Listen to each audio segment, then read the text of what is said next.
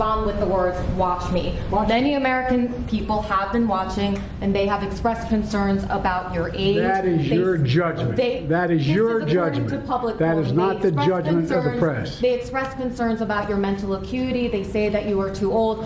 Mr. President, in December, you told me that you believe there are many other Democrats who could defeat Donald Trump. So why does it have to be you now? What is your answer to that question? Because I'm the most qualified person in this country to be President of the United States and finish the job I started. I also want to close with one message to the Democrat Party.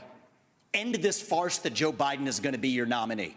We know he's not even the President of the United States. He's a puppet for the managerial class. So have the guts to step up and be honest about who you're actually going to put up so we can have an honest debate. Biden should step aside, end his candidacy now, so we can see whether it's Newsom or Michelle Obama or whoever else. All right, just Mr. tell us the truth so we can have an honest debate.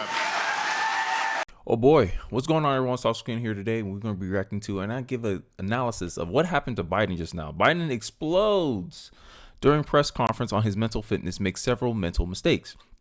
As you guys saw from the intro, and you even saw from Vivek in the flashback, how you get the sentiment that the Democrat Party is trying to move on from Joe Biden. They're starting to openly criticize him in the mainstream media. Hell, you got people in the mainstream media even making kind of excuses for his stuttering, his gaffes.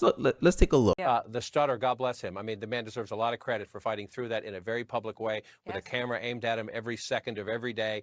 For someone to go through that and put up with it, it takes a lot of courage. And whether you're a Democrat, or Republican, Independent, people with hardships have to deal with hardships. He deserves a ton of credit for that. I first covered Joe Biden in Iowa in 1987. I was out there covering Governor Dukakis and went to other events. He has never been a great communicator.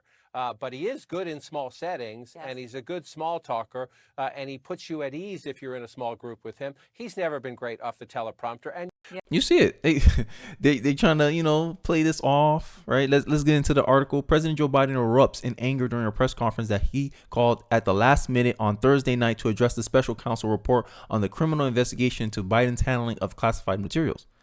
In the report, which said that the prosecution should not file criminal charges, special counsel Robert Hugh noted that Biden had serious memory issues during his interview with investigators, right? Oh, it's like the insanity case. Just plead insanity so you get a lesser sentence. In an apparent attempt to push back on the serious questions that were raised about his mental fitness, his fitness for office, Biden announced a press conference with only a several minutes warning.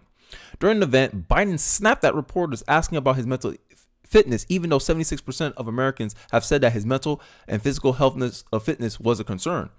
And he's like, oh no, you guys are saying that. You saw it. Obviously, he's defensive, right? And here's the article. Special counsel Biden willfully retained, disclosed classified materials, but no criminal charges warranted. AKA, it was a mistake. But Trump do it. No special considerations for him. He meant to do that. It was intentional. I got another story for you guys. Another one. White House fumes over special counsel report highlighting Biden's poor memory. You get a feeling that they're really trying to move on from this guy. He recently had a gaffe recently within, I think, the same interview. I believe within the same press conference where he mistaken the president of, I believe, not Gaza, sorry. Like he mixed up some Arab president with Mexico. Let's take a look. The conduct of the response in Gaza, in the Gaza Strip, has been over the top. I think that, as you know, initially the president of Mexico, Sisi, did not want to open up the gate to allow humanitarian material to get in. I talked to him. I convinced him to open the gate. I talked to Bibi to open the gate on the Israeli side. I mean, I'll let you be the judge of that. And who he was referencing was the president of Egypt. I got it kind of mixed up with, but I was right. It was in the Middle East, right? And this is kind of instantiating the view that a lot of Americans have. 76% believe that he's mentally unfit for office. He's demonstrating it right now out in the open for everyone to see. right? The 76%, which I referenced. Mr. Biden's memory was significantly limited both during his recorded interviews with ghostwriters in 2017, with whom he shared classified material, and in his interview with our office in 2023. The special counsel report said in its executive summary, "We have also considered that at trial, Mr. Biden would likely present himself to the jury, as he did during our interview of him, as a sympathetic, well-meaning elderly man with poor memory." Not a good look. Not a good look at all, right? But he's Democrats' best shot at winning.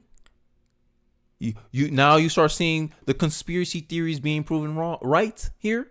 When what I showed you in the intro, Vivek called it out. Hey, just get Biden out of the way. Show us who you really running. Is it Newsom? Michelle Obama? Right? Oh, conspiracy theories. No, it's not conspiracy theories. It's merely you're going down a line of logic. You're thinking strategically. You're having theories.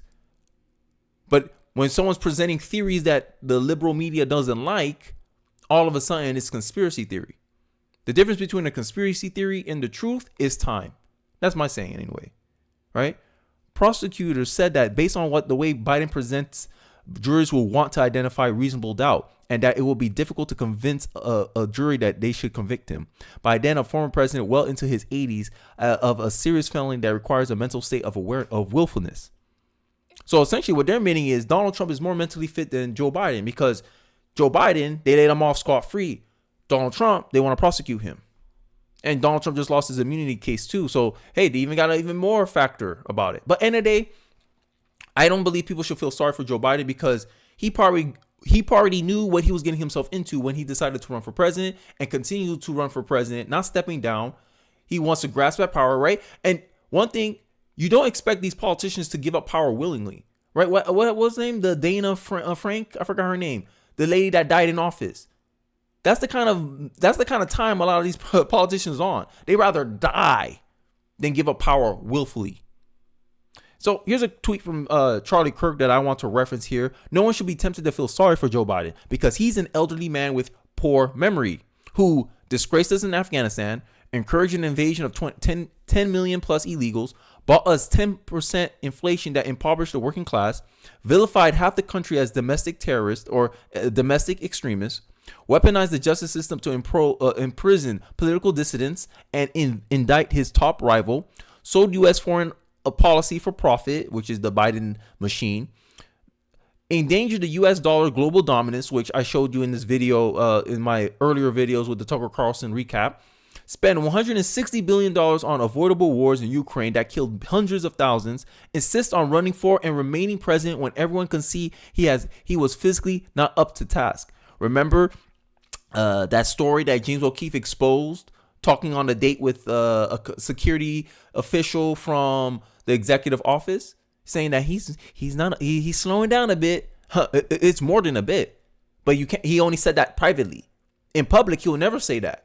And this is the game that the Democrats are playing right now. And people still want me to sit there and expect, not be skeptical of the Democratic Party. Joe Biden is not a well-intended grandpa. He is a meticulous, corrupt disaster who will be remembered as one of the worst presidents in history. I bet Jimmy Carter is happy about that. I bet you he's happy about that. So I want to hear your guys' thoughts. What's your reaction to all this news that, Biden freaking out, Biden kind of lashing out about this perception in the polls, in the media? Now he got his media people questioning his fitness for office.